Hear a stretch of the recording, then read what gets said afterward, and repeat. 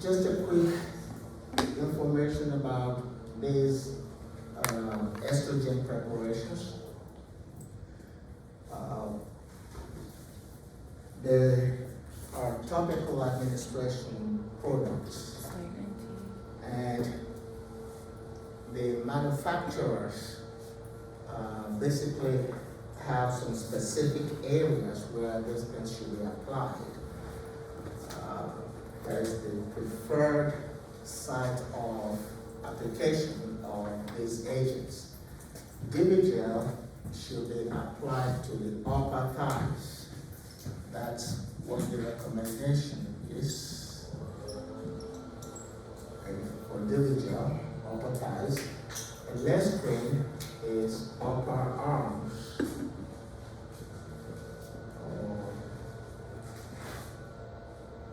The upper arm of one arm.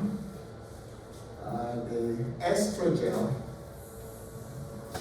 is supposed to be administered on one arm. So the full length of one arm. Evermist, of course, is the forearm.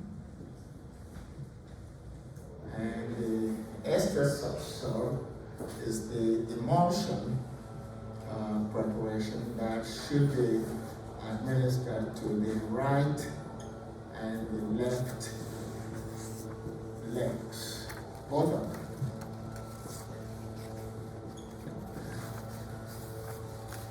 So,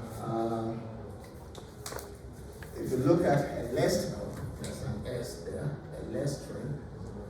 If you look at elastrin, even though it's recommended for the upper arm, it can be applied to other portions of the body, but it is best absorbed, and it is recommended to be applied to the upper arm.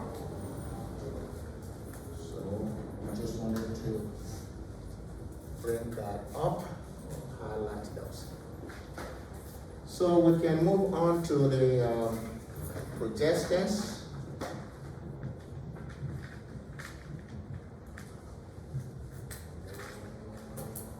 Okay, I think the battery is going out.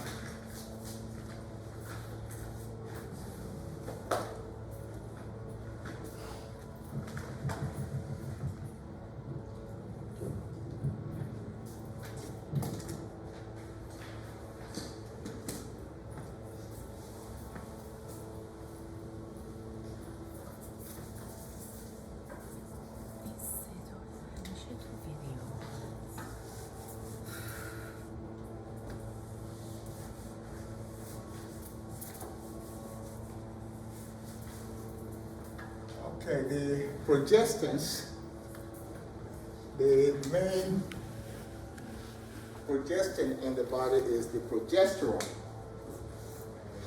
And the progesterone is released mainly through the corpus luteum.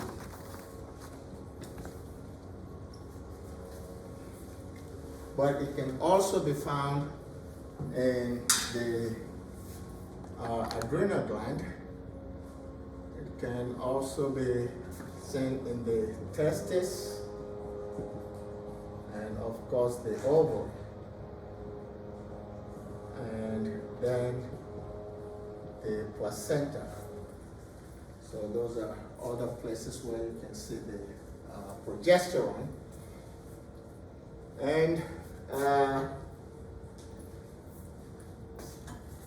in terms of the actions or the mechanism of action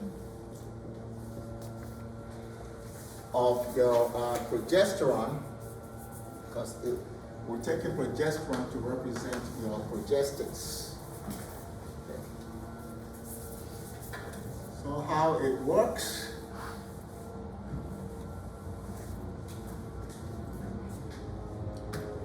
Just like many of these other naturally occurring hormones, it works by binding to its receptor site.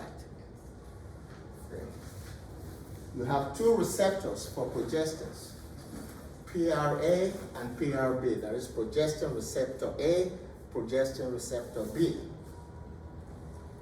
PRA is actually an inhibitory receptor, and PRB is a stimulatory receptor. Now, PRA is inhibitory because it has a co-repressor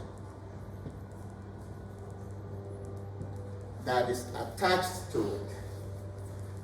And that co-repressor is called SMART. And SMART stands for silencing mediator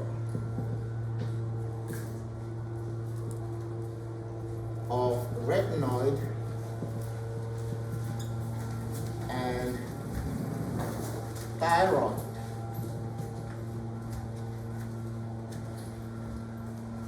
receptors. Okay. So, and that's actually coded for by a gene, that receptor. So you can call it silencing mediator of retinoid thyroid gene. So it's a co-receptor that is bound to PRA, and that's why PRA is inhibitory. So PRA can repress the receptors for other hormones. For instance, it can repress the receptors for your estrogens and also for your mineralocorticoids. It can also repress the receptors for glucocorticoids and for your androgens.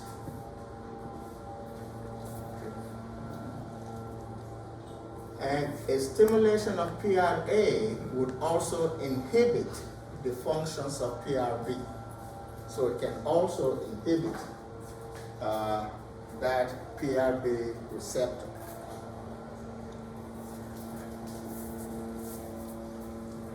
Now,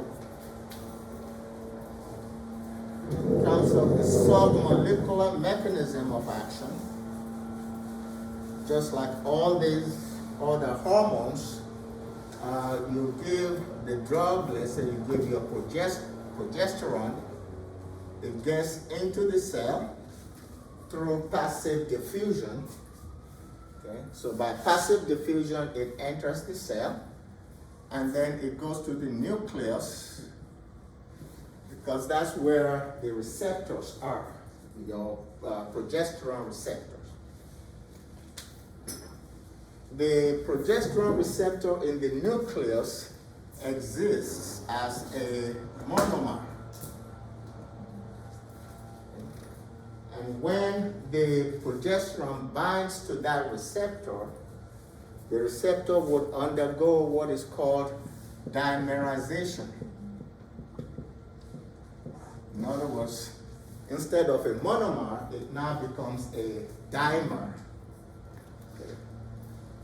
So the monomer in the presence of your progesterone will become a dimer. So that's dimerization. And following dimerization, the drug, that is your hormone, plus that receptor will now bind to a response element.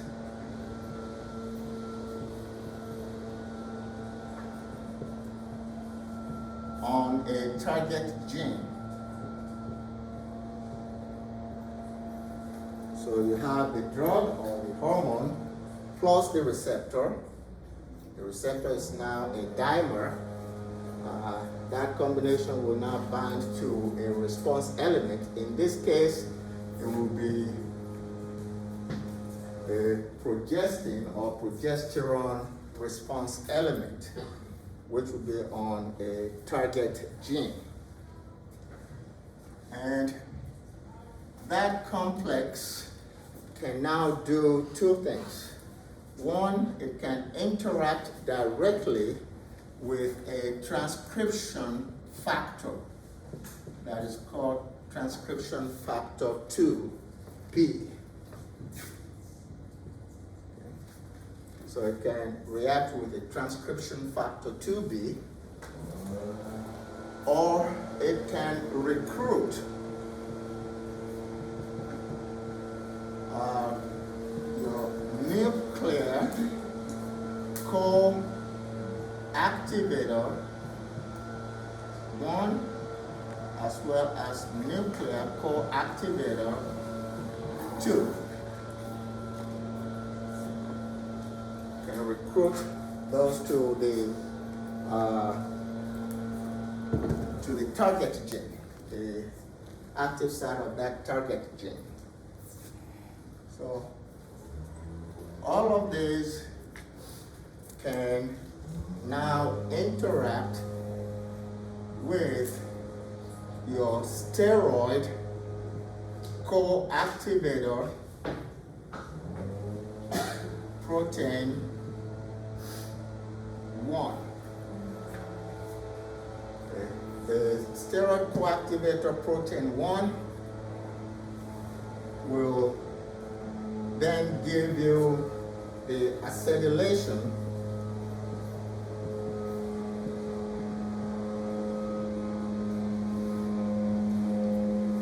of that site. And with that acetylation, you will get the change, that is the alteration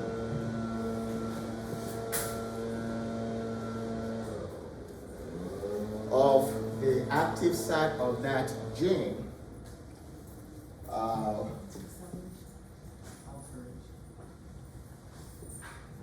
And that will cause an increase in your polymerase access to the active site.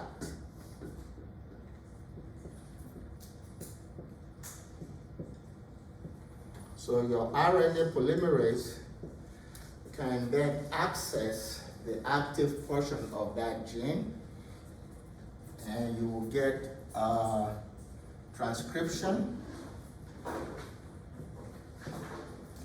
and then the transcription, of course, will lead to translation, and the translation will yield that protein. And the protein that is produced is the protein that will give you what you see as the effects or actions of the progesterone. And this is essentially how all those hormones work. Your estrogens, your progestins, your androgens, that's essentially how they work. Okay.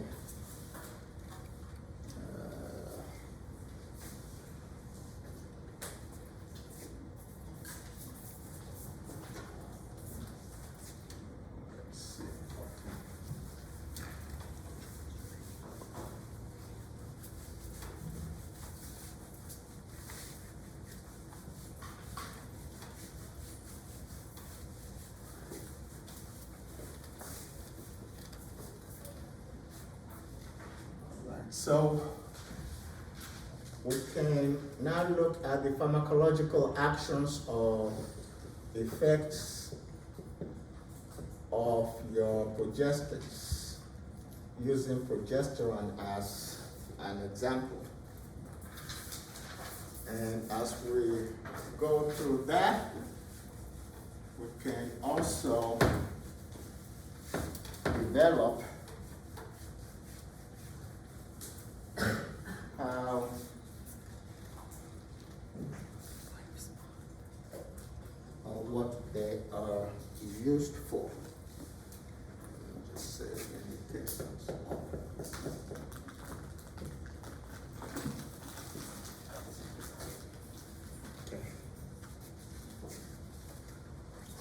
So if we look at the actions of your progesterone,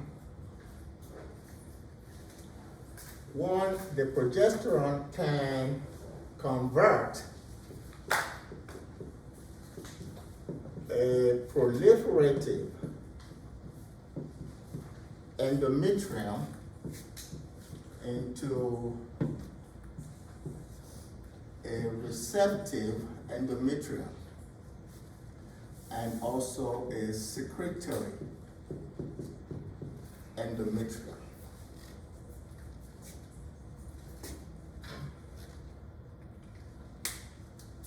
So if you convert a proliferative endometrium into a secretory endometrium and also a receptive endometrium, that would favor the embedding of your embryo. Okay. So the embryo or the eggs that is fertilized can be embedded in the endometrium and then can be nourished because of this secretory action. So you can understand then why a progestin like your progesterone can be used for the management of infertility.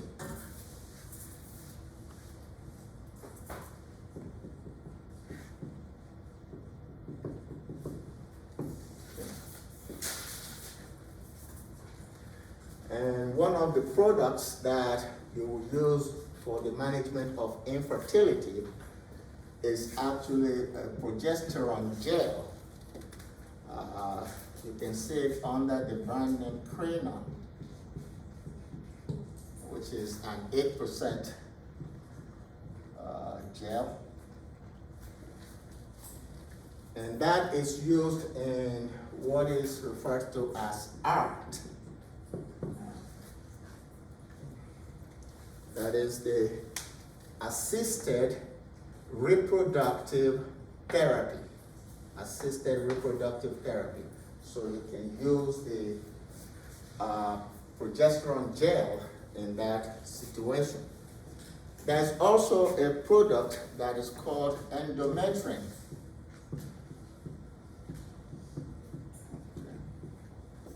Endometrine is a vaginal insert. It's like a suppository that is inserted intravaginally, and that is used in your in vitro fertilization process, IVF. Okay, so endometrine is a suppository that is inserted vaginally and is used for the in vitro fertilization process. So you know what your progestin will do in terms of the reception and secretion of nourishing substances. Okay. If you're changing something from proliferation to reception and secretion, it means that you are favoring what we said, embedding, but you are decreasing proliferation, growth, rapid growth. So if you can decrease growth, since you're moving the endometrium in this direction, then it means that you can be helpful in the management of endometrial hyperplasia, since you're decreasing proliferation, you're moving it towards secretion and the reception. Okay. And that would also be helpful in the management of endometriosis. Because if you look at endometriosis, you're having growth of endometrial tissue, but not within the endometrium itself. So anything that will reduce proliferation is reducing growth, and so it will be helpful in the management of endometriosis. Another action or effect of your progestins, we're using progesterone here, would be the prevention of your uterine contraction that is spontaneous.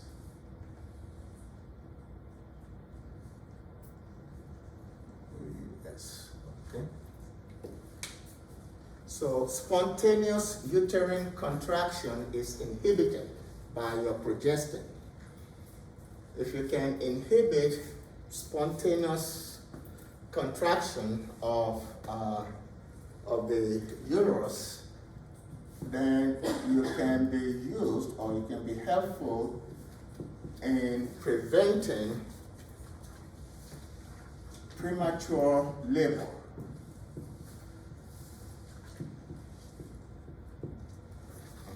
Since you're inhibiting that spasm or that uterine contraction. So that will be helpful here.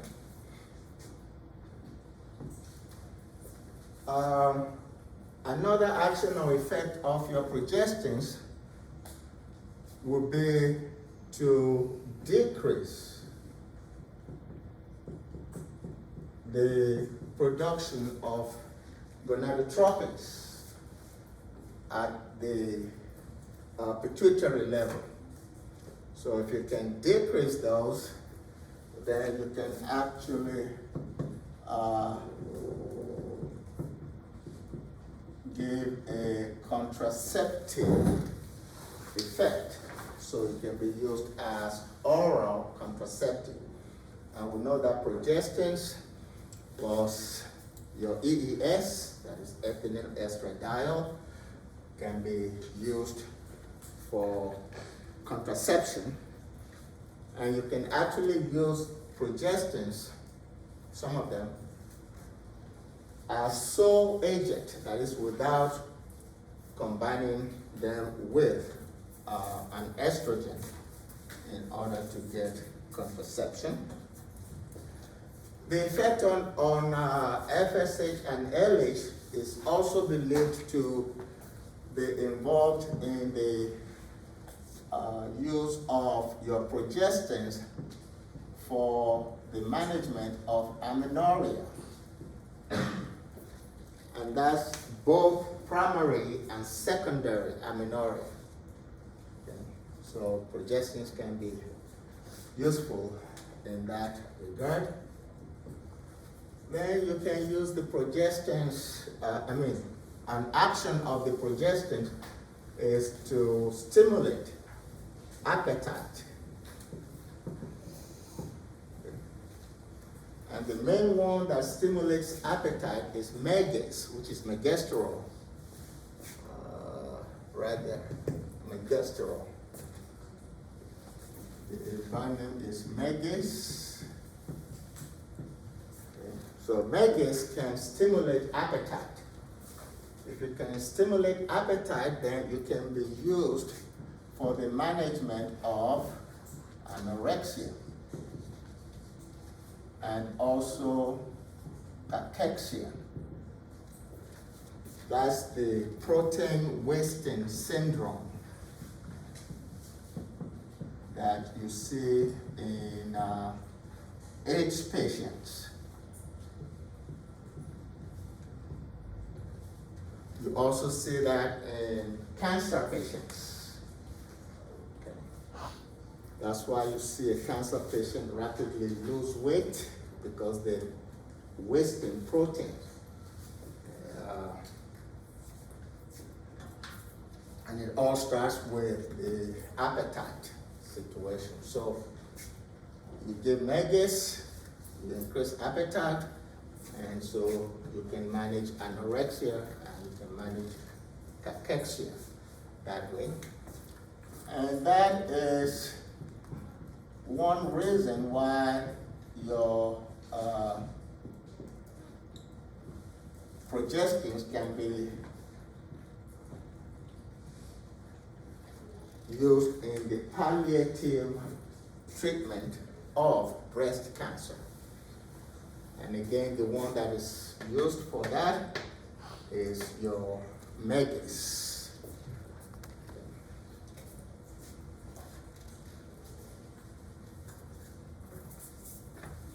If you stimulate appetite, then the person is, of course, eating, and part of the food will be carbohydrates. Just like we said, if you eat, your plasma glucose will go up. That's postprandial glucose. And if that goes up, then of course, your insulin secretion will go up to try and bring that plasma glucose down. Okay? So during therapy with progestins, you can see a stimulation of insulin release or insulin secretion, because it will try to bring that plasma glucose down. And then some progestins have your androgenic properties. And you can also have anabolic properties. When we get to the discussion on androgens, we'll see the difference between your regular androgens and those that are anabolic in nature. So these are actions of your progestins, and from there we could derive some of these indications. And we'll finish up the indications after the ADME.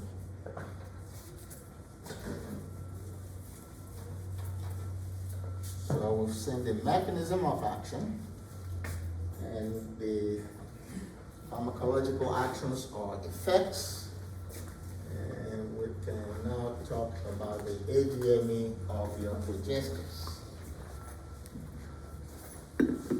As usual, we start with the routes of administration. That can be PO, and you can give them IM, muscularly, and you can administer progestins vaginally, and as intrauterine device, so intrauterine administration.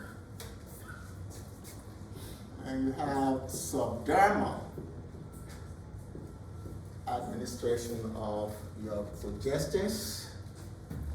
And then you have the suppositories that can be administered rectally. So you can have rectal administration of your progestins. And we'll take them one at a time. Progesterone given orally, you have a product called Prometrium,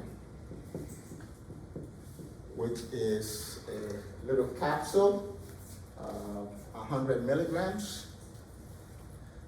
That Prometrium has a biphasic half-life. Okay, you have an initial half-life that is about 2 to 3 hours, and you have a terminal half-life that is about 8 to 9 hours. Now, that Prometrium can be, well, it is administered orally, It's a micronized form of your progesterone, but it can also be administered intravaginally. So the same one that you would swallow orally can be given intravaginally if the patient does not want to take it orally. Okay. And it is a product that is very helpful in the management of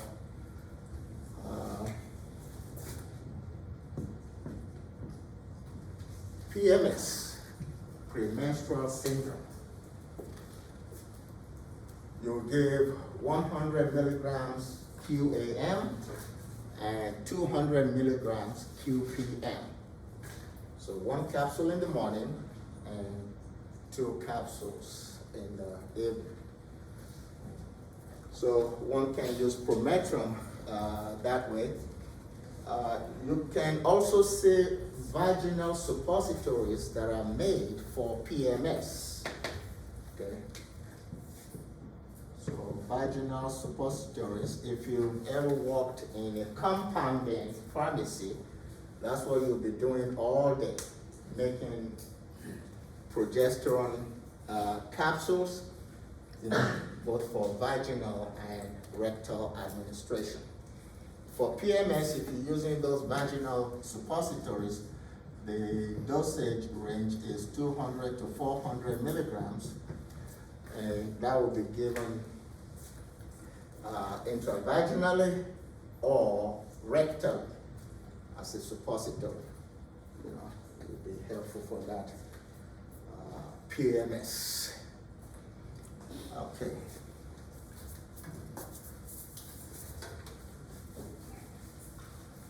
If we look at your intramuscular administration of progesterone, you can have an aqueous preparation that is administered intramuscularly, or you can put the progesterone in oil. If you administer it plain, aqueous, the half-life will only be about 5 minutes.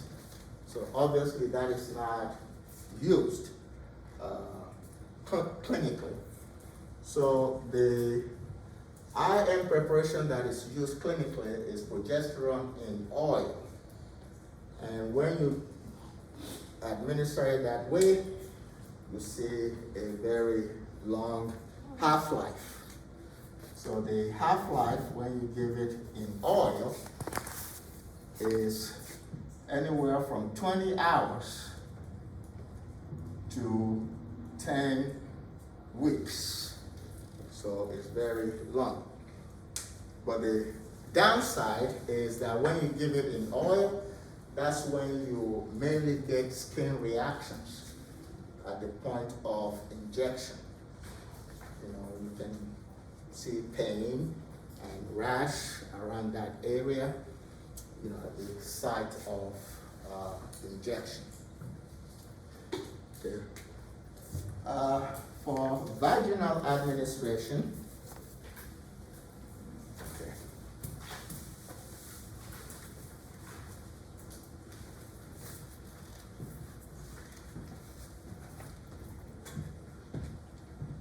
we have mentioned one that you can use as a vaginal insert, the endometrine. And we have also mentioned the gel that you can administer intravaginally. Okay. And that gel is also a long-acting preparation. It's a sustained release preparation. And the half-life there is 25 to 50 hours. So it's a sustained release preparation. That's the one that we said is used in ART, assisted reproductive therapy, that Crinon. So you see, it depends on the formulation if you want to talk about the half-lives of these agents. So for your vaginal, you have the insert, you have the regular vaginal suppository that you can use for PMS, and then you have the cranium that is comes in a gel form.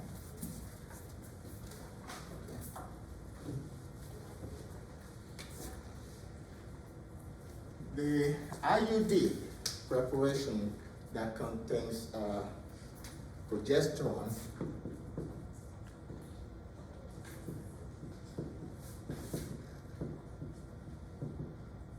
is Progesterone that contains progesterone, and that would give you about 38 milligrams of progesterone, and it will last for 1 year. Once you insert it as an intrauterine device, it will last for 1 year. And you have some subdermal preparations. One is called Implanon.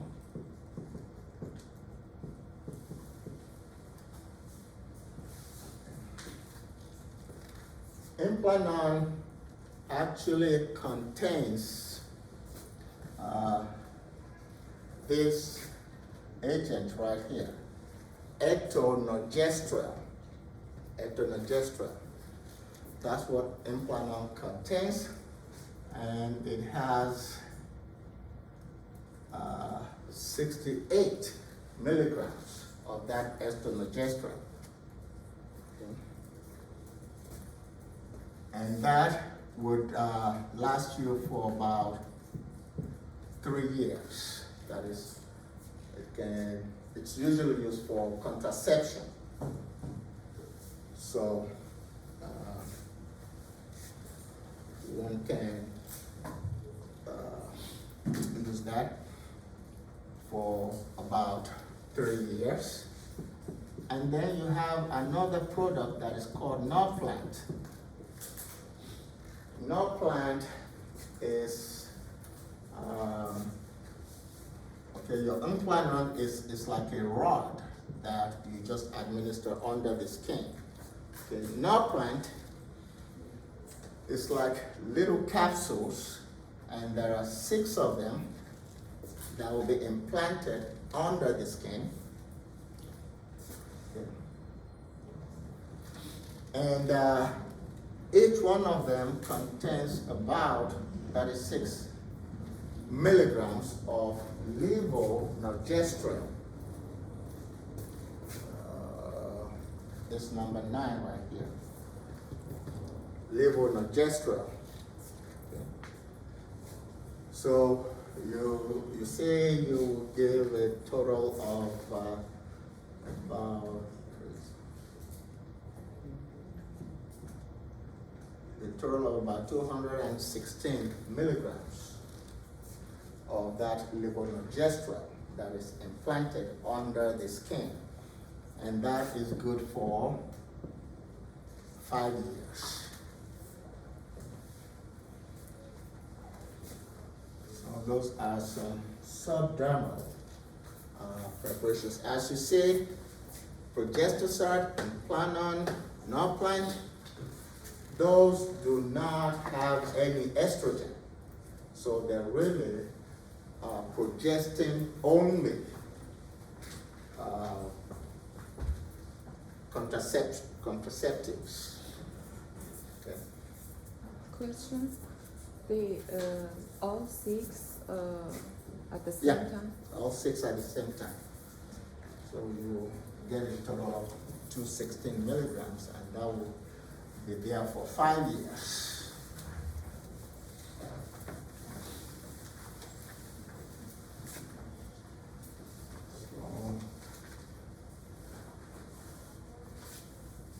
Those are some different means of administering your progesterone or your progestins, since we mentioned others there.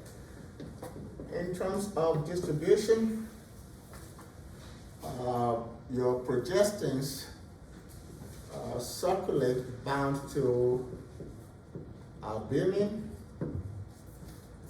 and they can also bind to,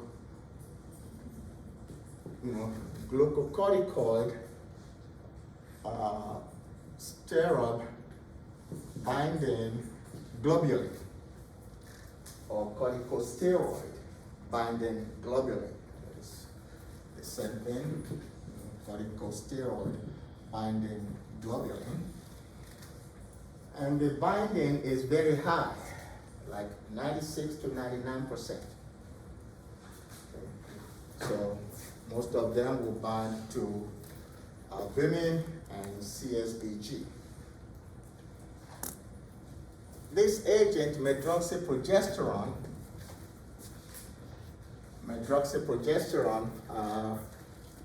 which is a very commonly used agent, that's the one we sometimes refer to as MPA, medroxyprogesterone acetate. The one that is in Prempro, it's also in Premphase.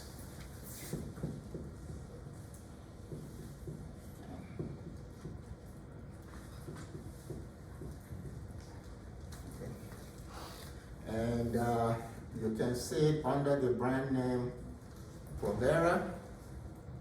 Okay. And your Depo-Provera. You can see it under the brand name Cyclin also. Very commonly used drug, MPA. MPA, or medroxyprogesterone acetate, binds primarily to albumin. Very, very tiny amount will bind to CSBG, but it's primarily bound to albumin. And if you look at some of these other agents, like your levonorgestrel, and that norgestrel, and also desogestrel. Okay. Those three, they tend to bind to SSBG, that is sex steroid binding globulin, and to a small extent, they will bind to albumin. So again, most of your progestins will bind almost equally to albumin and CSBG. Medroxyprogesterone would bind mainly to albumin, and then those three would bind to SSBG and to a lesser extent to your albumin. If I could just say something about this Depo-Provera, because it's commonly used. Even though the half-life is 24 hours, that drug is given IM, and it is always administered every 3 months. So its half-life is 24 hours, but you give it once every 90 days. So because it is deposited in the muscle, and then a little bit is released for unit time. So that's in terms of the distribution of these agents. And then the metabolism. The metabolism is mainly through conjugation. So you have both sulfate conjugation and glucuronide conjugation. And then the excretion is more through the urine. You have about 50 to 60% going out in the urine, and a little bit can go out through the feces. So that's in terms of the ADME for your progesterone.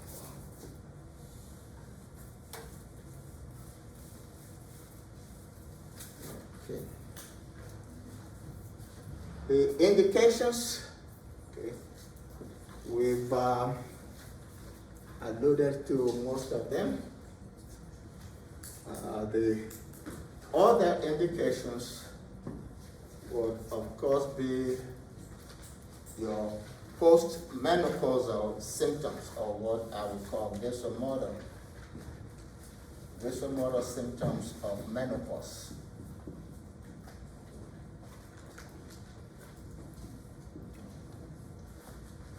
So I will be using those two terms interchangeably. If I say hot flashes, I'm referring to those vasomotor symptoms of your menopause. So it would include hot flashes and inappropriate sweating, for instance, okay. And of course mood changes or mood swings, things like that. Okay.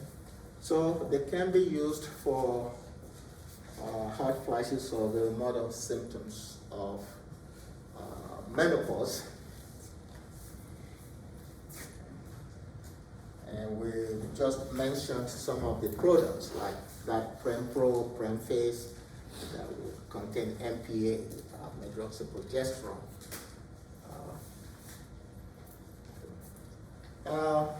Osteoporosis will be another indication. And of course, they're used in combination with estrogens. Okay, so estrogen progestin combination can be helpful in the management of osteoporosis. And then you have your vulvovaginal atrophy.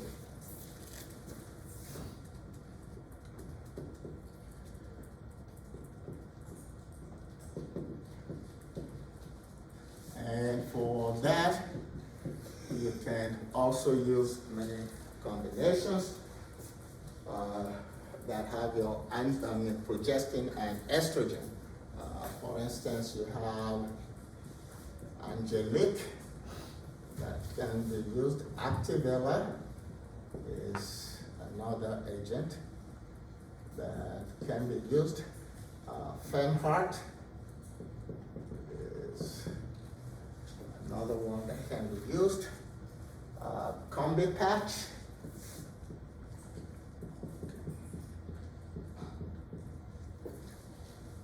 And then of course the Prempro, Premphase, that can also help in vulvovaginal atrophy. There is a drug called Ajuva, which is also a combination of estrogens and progestin. It contains estradiol and progesterone, that Ajuva.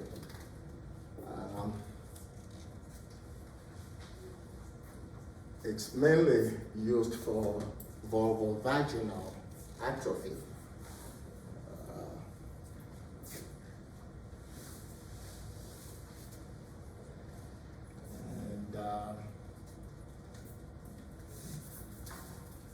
So those are some agents that you can use for vulvovaginal atrophy. Okay.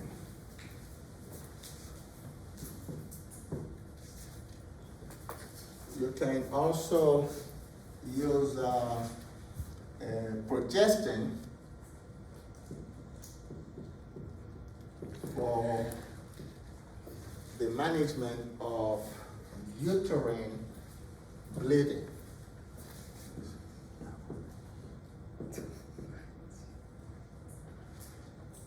Can be used for uterine bleeding.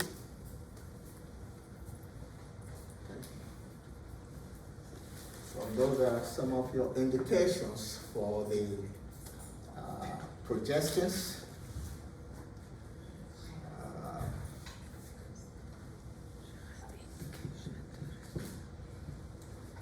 We'll discuss contraception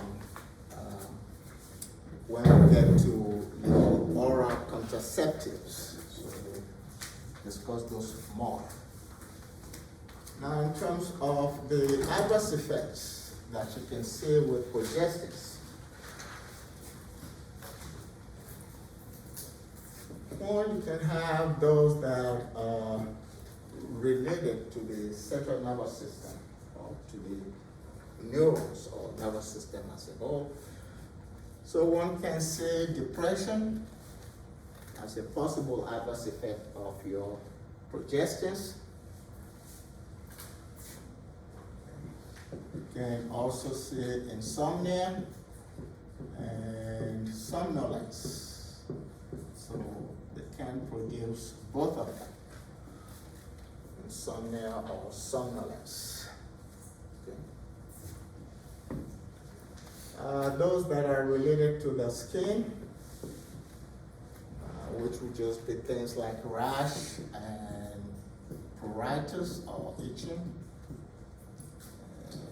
can be there, and the possibility of an acne developing during therapy with your progestins.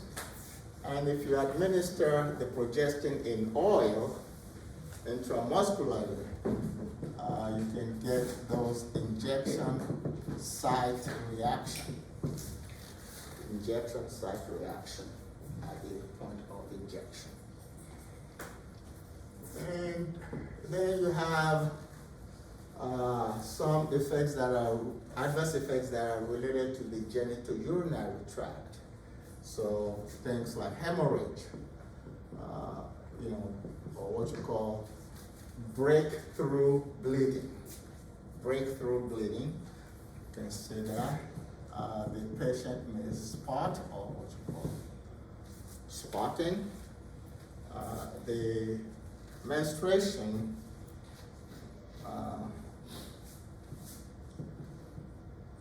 may be different or problematic, dysmenorrhea, because the flow of blood can change. So changes in the flow of blood during menses can be seen. You can also see changes in weight. It can fluctuate, up and down and all that. You can see that. And we can see some breast tenderness as an adverse effect of these agents. Coagulative disorders. So I would just say thromboembolic disorders. And vision can be affected. So you can have impaired vision. And that is mainly because of a clotting or possible clotting within the retina of the eyes. Cramping has also been reported with these agents. So those are some of the adverse effects of your progestins.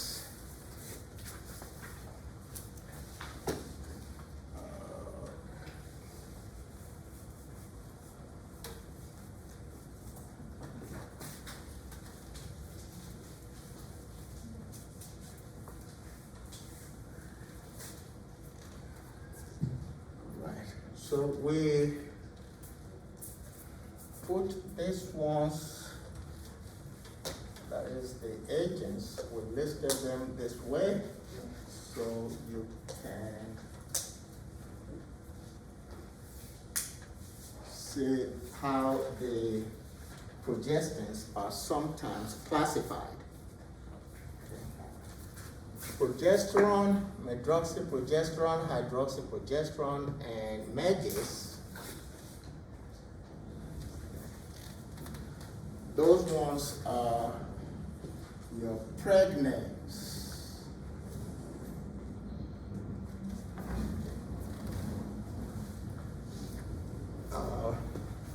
EDDA, that is ethinyl diacetate norepinephrine, and not testosterone. Those ones are your estrins. And then the last group, those are your gonads.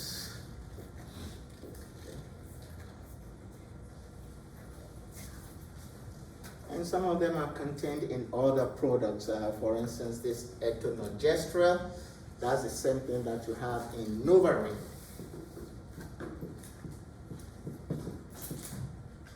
I should say that's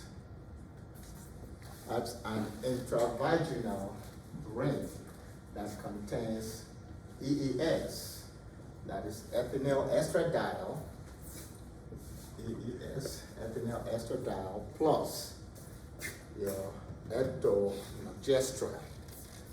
That's what you have in Novarin.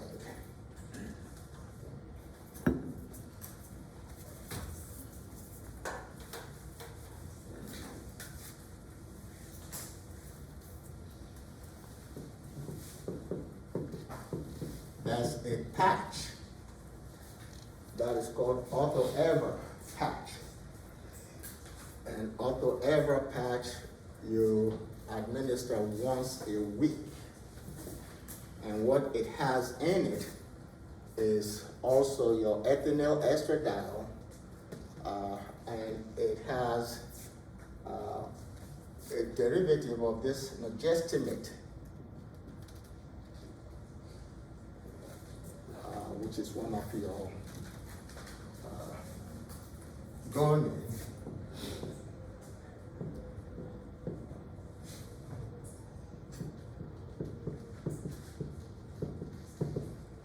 It's called progesterone.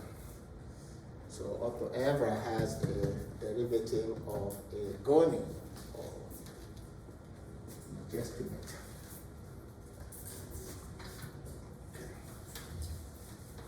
So we'll leave those progestins up there because we'll be coming back to them when we look at your birth control pills. So you have progestins, of course. You have your anti-progestins. And that's the next group we'll be looking at.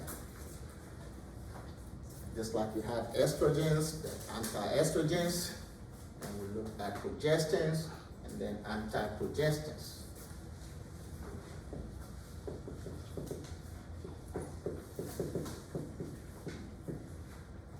Mifepristone, which is also sometimes referred to as RU486,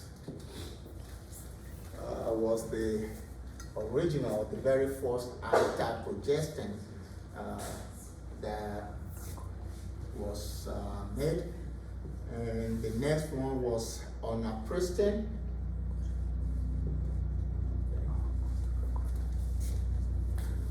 and then you had lilopristin,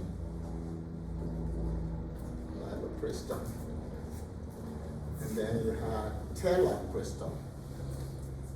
Okay, so mifepristone is the one that we would use as the representative agent for your anti-progestins. That mifepristone is a DMAP derivative of this drug, norepinephrine. And that is dimethyl aminophenol. Dimethyl aminophenol derivative of your norepinephrine.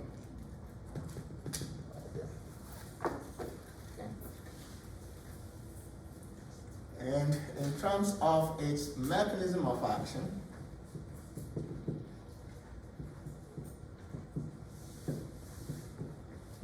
it is a competitive antagonist of your PRA and PRB. That is your progesterone receptor A and B. It is also a competitive antagonist of your adrenal steroid receptor.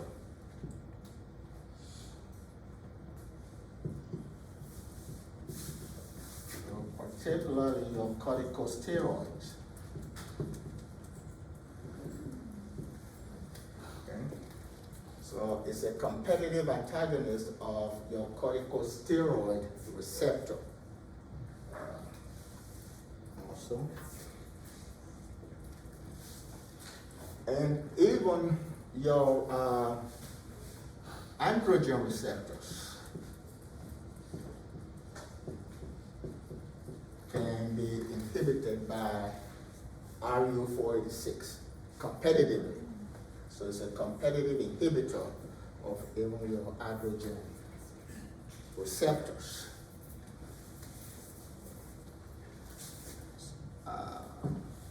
In terms of its pharmacological effects that stem from all those competitive inhibitions, it would depend on when you give RU486 or mifepristone. For instance, if you give it in early pregnancy,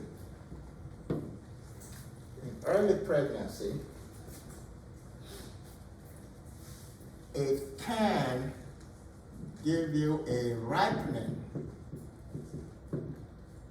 of the cervix. And that ripening of the cervix will favor the expulsion of a detached blastocyte.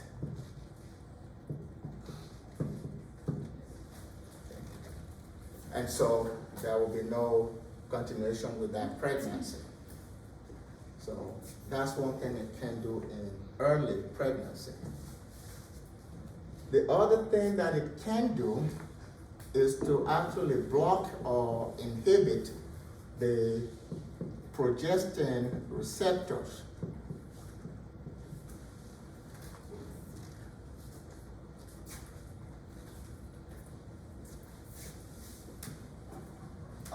In your uterus, or the uterine receptors of progesterone. And when it blocks that progesterone receptor, you will get a detachment of the blastocyte. Okay. And that detachment of blastocyte will lead to a decrease in chorionic gonadotropin. That's human HCG.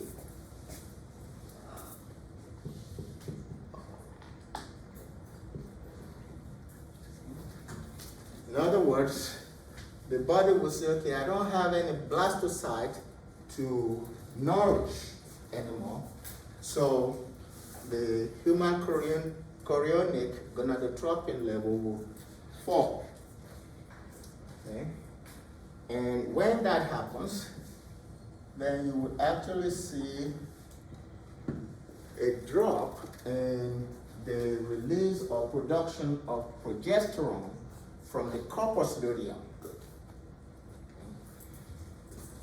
And the decrease in production of your progesterone will lead to an increase in the sensitivity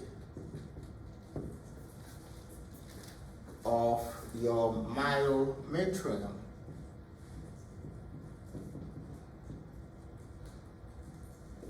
to the contractile effects of your catecholamines. So the myometrium, which is like the internal portion of your, the inside wall of the uterus, or the uterine internal wall, that contains nothing but smooth muscles.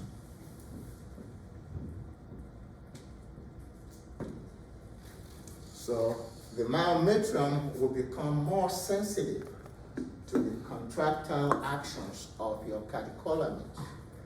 And of course, that can also aid in the expulsion of that blastocyte.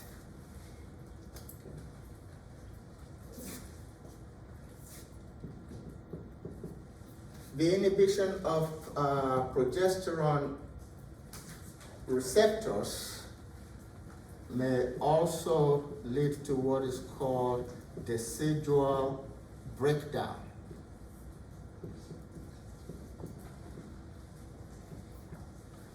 That's when the lining of the uterus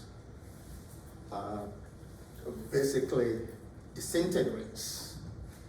And the decidual breakdown can also lead to an increase in the sensitivity of the myometrium to the contractile actions of your catecholamines.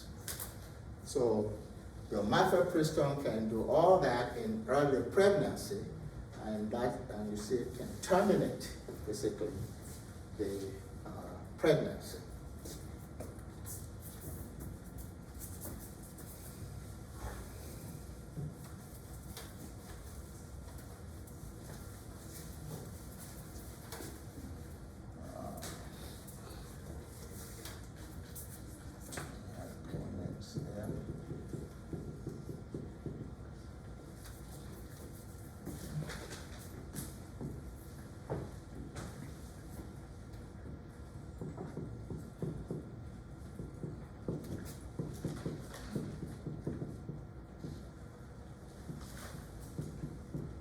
If you administer your mifepristone during the mid to late follicular phase, what you'll see will be a delay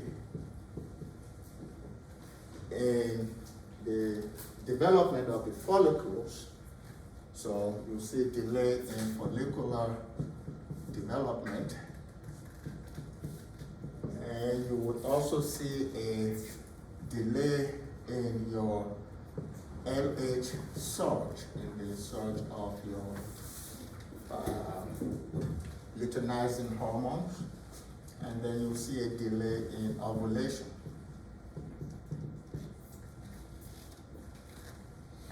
That's if you give just one injection of mifepristone. If you give intermittent or continuous injection of mifepristone, you will not only see a delay, you would actually see a termination or absence of ovulation.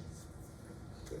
So acute administration will give you a delay in these three, but if you give continuous administration of mifepristone, you would actually see an absence of ovulation. And then lastly, if you administer mifepristone in your mid to late luteal phase, then what you will see will actually be menstruation.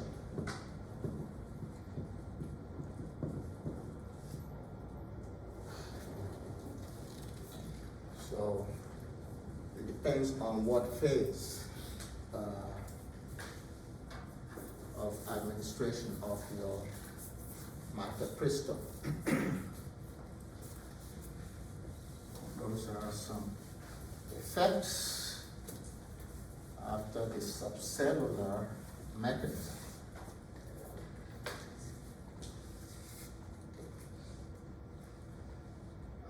ADME for mifepristone, the drug is administered orally and it has a half-life of about 20 to 40 hours, so pretty much long-acting.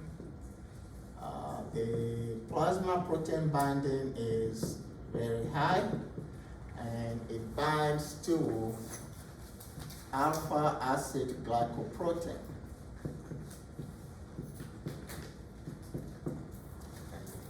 Not your albumin or sex steroid binding globulin, it is alpha acid glycoprotein. And if we look at the metabolism, it is metabolized by your cytochrome P453A4, and the products are actually active. So you have active metabolites.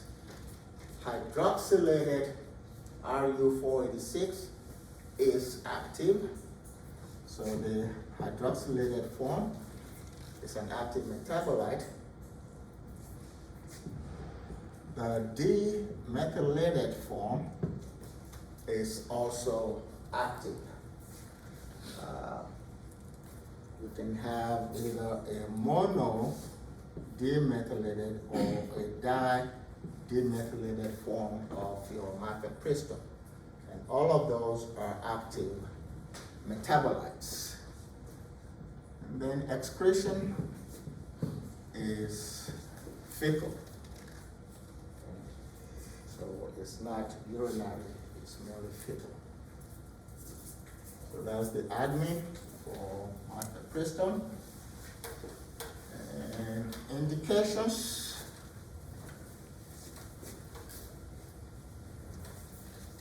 You can use mifepristone to procure abortion, which means to produce or cause abortion.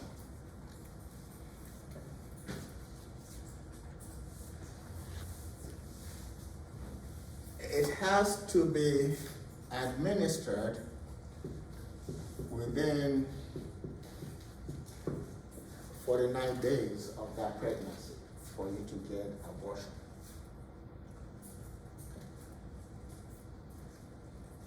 And it can be administered concurrently with misoprostol. The misoprostol is also administered orally.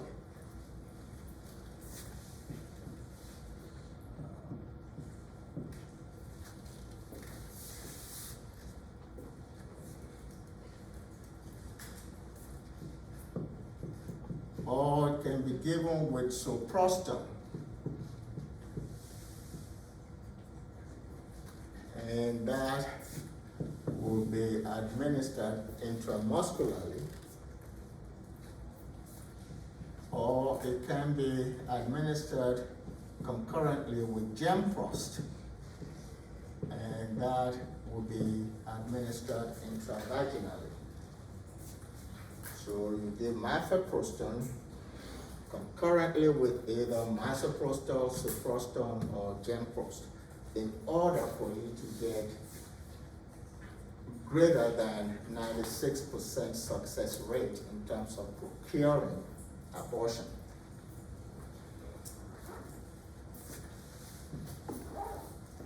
These agents have to be given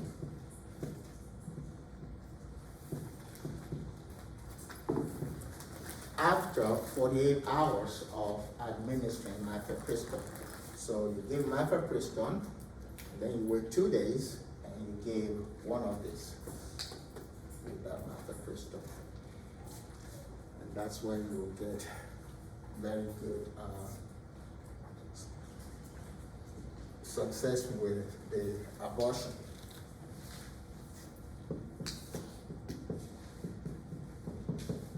It can also be used as a post-coital contraceptive. Okay. So you've had, say, an unprotected sex and want to prevent pregnancy, then of course you can use mifepristone, post-coital contraception. Okay. And it can also be used to give you uterine contraction so that you can use it to expel, let's say, a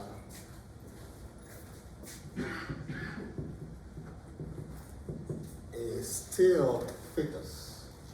In other words, if for some unfortunate reason the baby is not alive in the mother, you can give mifepristone so that it can give uterine contraction and get expulsion of that still baby. But you can also give it to actually give you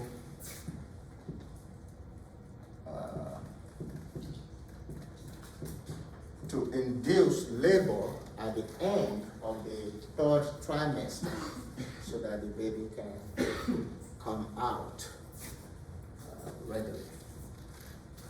So it can be used for all of those. And it can be used for some tumor situations. Like if you have meningiomas, it has been shown to be beneficial in meningiomas, in leiomyomas, that will be a tumor of the smooth muscles in the body. So it can be used for that. It has been beneficial in breast cancer. Okay. And it has been shown to also be beneficial in patients that have endometriosis. So those are some of the indications for your mifepristone or RU486. The adverse effects can be just, let's put it this way. The primary adverse effect is hemorrhage. That's the number one adverse effect of your mifepristone. But it can also produce an unusual tiredness. So the patient just feels unusually tired. Then, of course, you have your non-specific GI adverse effects that can occur. It can give you some pain. So you can have abdominal pain, you can have back pain, you can have head pain, which would be like headaches. Okay. And it can also produce some dizziness. So all those are possible, but the primary adverse effect is hemorrhage, that's bleeding. And So mifepristone is contraindicated in certain situations. If a patient has anemia, you don't want to use mifepristone. Why? Because of the excessive bleeding that it can cause. And you don't want to use mifepristone if a patient has asthma. And why is that? Because of the effect on glucocorticoids. Many of the drugs that you use to treat asthma are glucocorticoids, and we've said that mifepristone can inhibit your glucocorticoid receptors, so they will not be able to work very well. And of course, if a patient is on a long-term treatment with your glucocorticoid, for whatever reason, then you don't want to use mifepristone concurrently. And of course, if there's an adrenal insufficiency, then you don't want to use mifepristone in that situation. So those are some contraindications for mifepristone.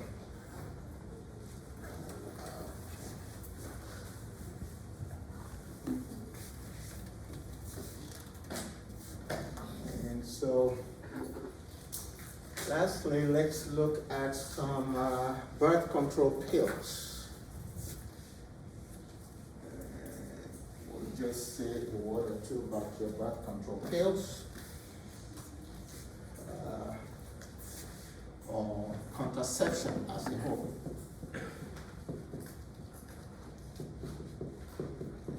Contraception. You can get contraception using some non-medical means, that is let me say drugs instead of medical.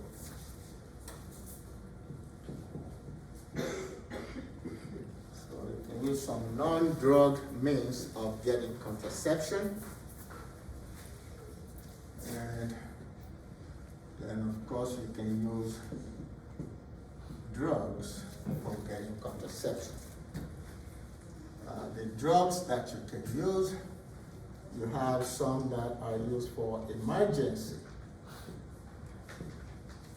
contraception, and then you have the ones that are progestins only. And then you have ones that are combo, that is progestins plus estrogens. There's a chart in your handout that shows some non-drug contraceptive means. The only thing we want to highlight there is that if you're looking at the best non-drug means of contraception, of course you have to say plan A. Plan A will be the best, but not the easiest to do. Okay. With A referring to abstinence. Okay. So, other than that, that is if you cannot handle abstinence, then one can do sterility. And by that, we're talking about tubal ligation. Tubal ligation, or you can say have vasectomy. Those are very effective.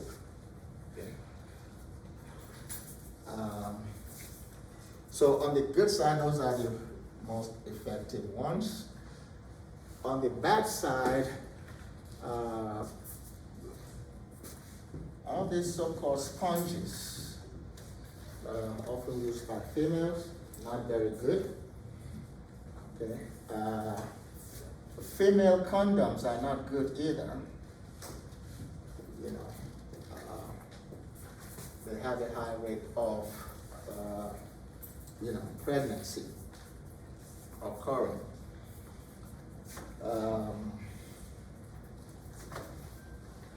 So that's all we want to highlight in that chart, because the other things are related to drugs on that chart.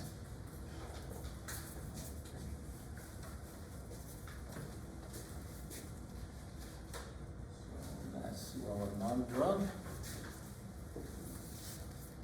Agents you can use for emergency contraception, of course, would be your Plan B, and Plan B is 0.75 milligrams of your levonorgestrel. So Plan B is 0.75 milligrams of levonorgestrel, and that is administered, or it has to be taken within 72 hours of unprotected sex, and it will be administered in the morning and in the evening. So within 72 hours, you take one, and then 12 hours later, you take the second one. That's your Plan B. There's one called Plan B one-step. Plan B one-step is like double the dose of your regular Plan B. So it's about 1.5 milligrams of your levonorgestrel, and that one is administered again within 72 hours of unprotected sex, but it's given only once a day. Okay. And you have one that is called Preven. Preven actually contains EES, that is ethinyl estradiol, and your levonorgestrel. Ethinyl estradiol and levonorgestrel. You have something like 0.5 milligrams and 0.25 milligrams of ethinyl estradiol. So that's your Preven. Okay. You have one that is called Next Choice. Next Choice is just like Plan B. So that faded away, but Plan B is still around.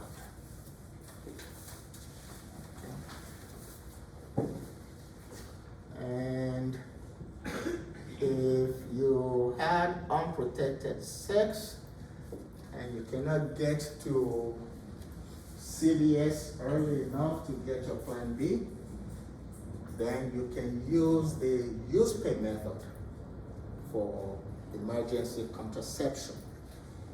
If you have some birth control pills on hand. For instance, if you have overall or low overall, okay. Of course, those contain your EES, ethinyl estradiol, plus your progesterone. That is that number 8. If you look in the package of that overall or low overall, you'll see some white tablets that you can use for use pay method. For overall, you will take 2 tablets in the morning and 2 tablets in the evening, and that will be just as good as using your Plan B. If it's low overall, you will take 4 of the white tablets in the morning and 4 of the white tablets in the evening.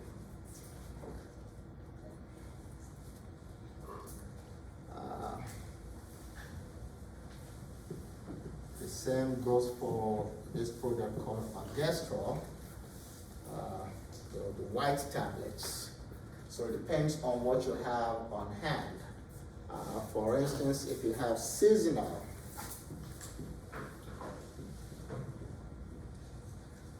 that is a product called seasonal, you would have to use 4 of the pink tablets. 4 of the pink tablets in the morning, 4 of the pink tablets in the evening. If what you have on hand is seasonic,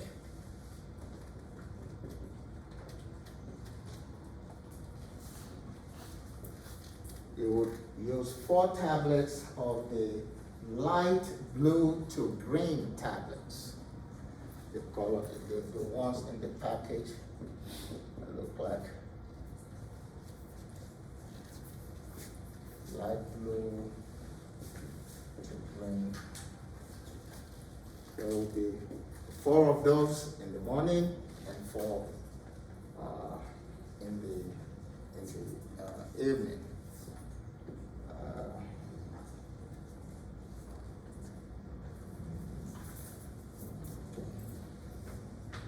So those are some examples one can use for use pay method. Okay. So those are,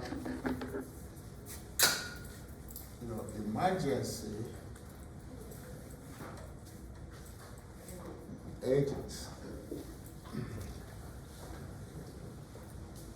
Progestins only.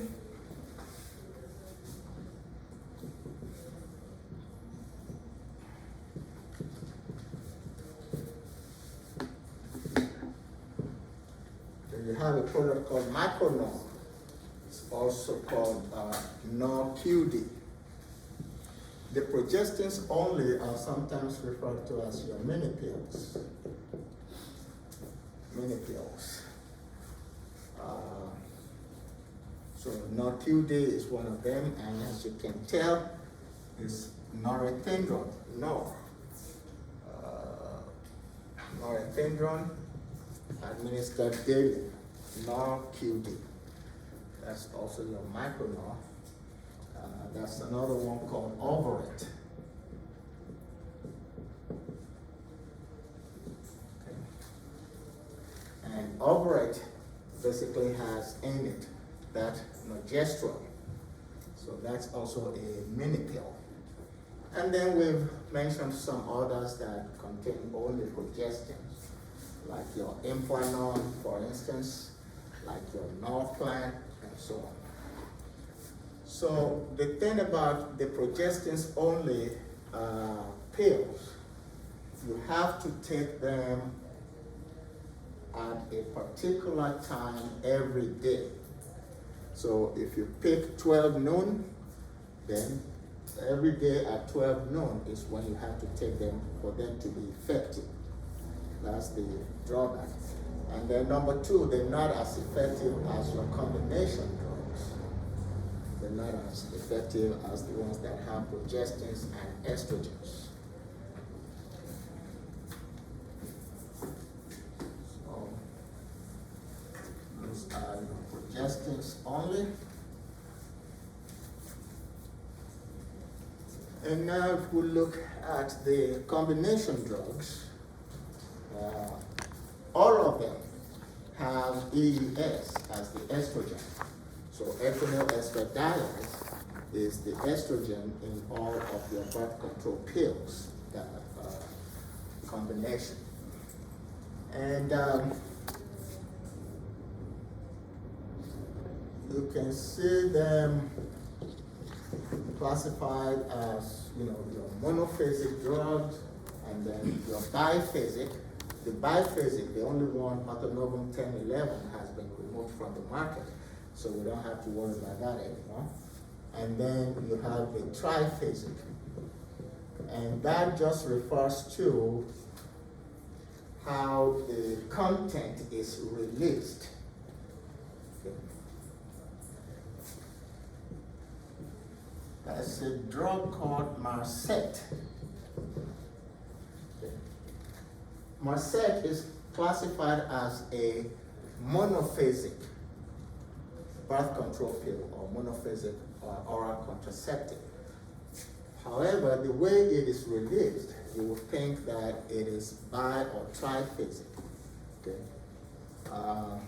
Because for the first 21 days, it will release 20 micrograms of your EES. Okay? 20 micrograms of your EES. And what it contains, of course, is EES and desogestrel is number 10 here. So EES plus desogestrel is what you have in Marset. The first 21 days, it gives you just 20 micrograms of the epinyl estradiol. And then the next 2 days, blank. Okay, those are just sugar pills.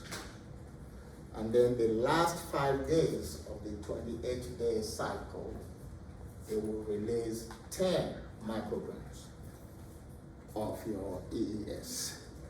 Okay, so even though it's released like that, as if it were, triphasic, but it is actually considered a monophasic drug. If a patient has a problem with migraine headaches and they want to start contraception, that is a very good drug to pick because it does not, accentuate or even give you migraine headaches. Okay. Now, the triphasic agents, for most of them, the estrogen is standard, and then your progesterone is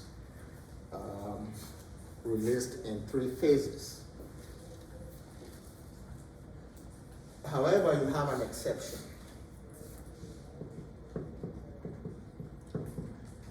There's a drug called estrostep.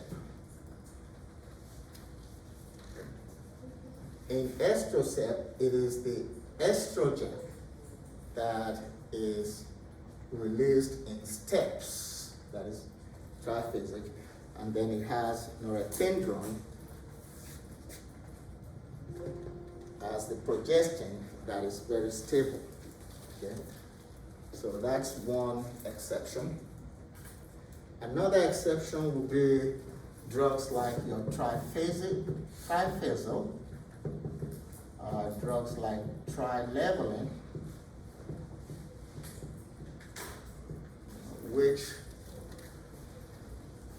can have a phasic release of both estrogens and progestins. Okay. And then for the rest of the triphasic, you would simply have the estrogen being stable and then the progestins being released in phases.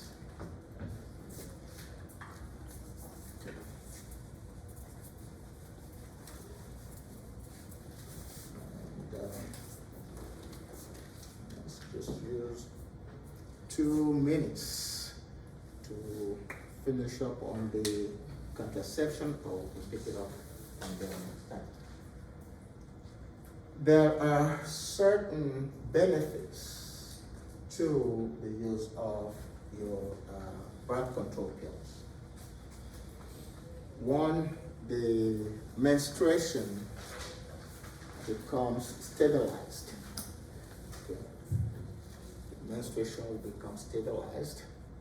2, you would have less risk of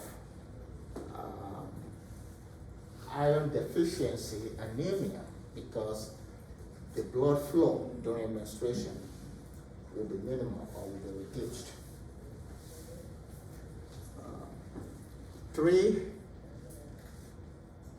the patient that's on birth control pills is less likely to develop cysts.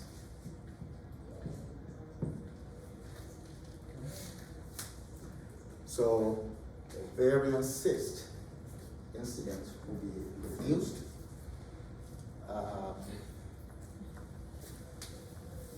Then you will see a decrease in the risk of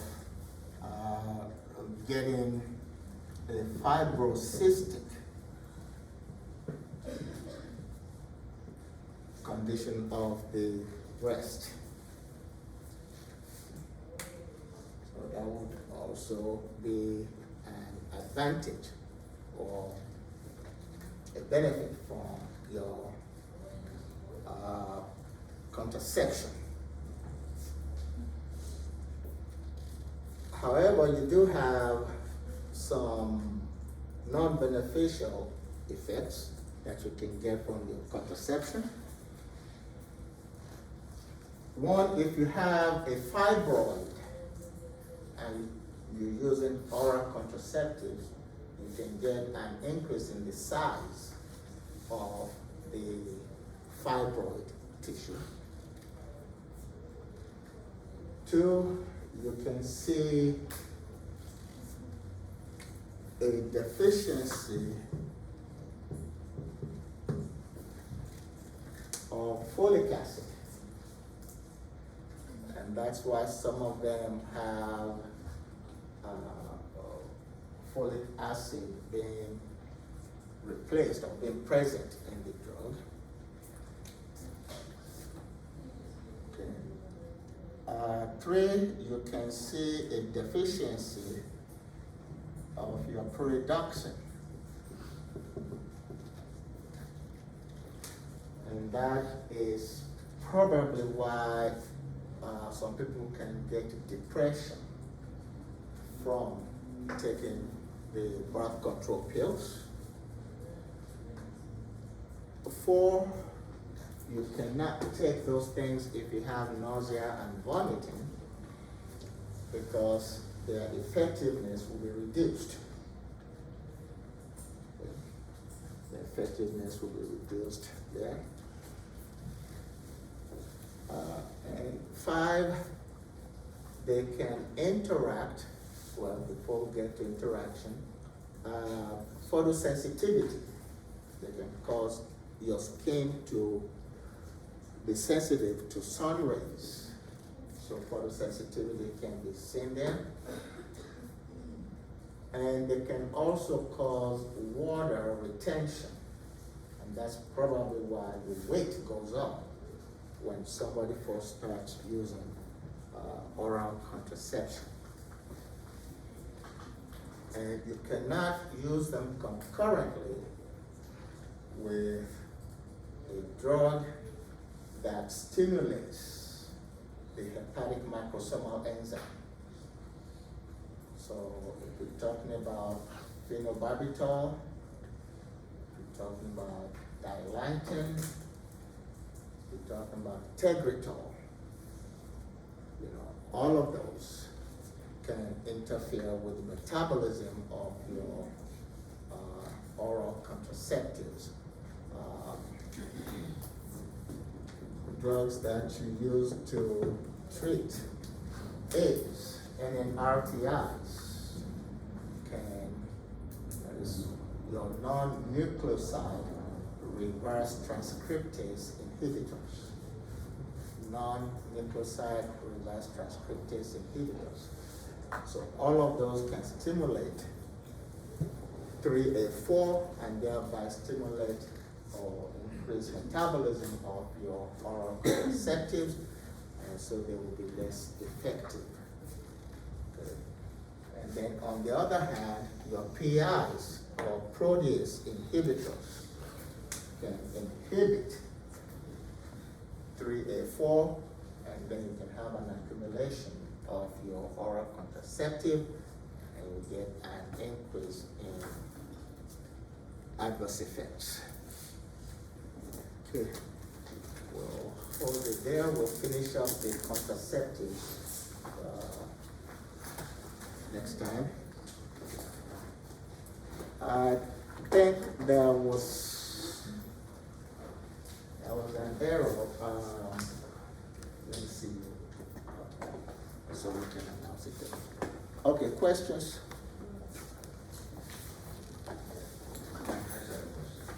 So, in regards to like the oral progesterone, I know that there's like a peanut allergy. How would you address that? Some of them have like peanut allergies when they're in the manufacturing process. No, you have to have peanut allergies for you to react to the progesterone. Yeah, if somebody has peanut allergy, you really don't want to use a progesterone in that person. Yeah. I'm not sure how fast they want to don't use it, or is that what you're asking me? Like, what would you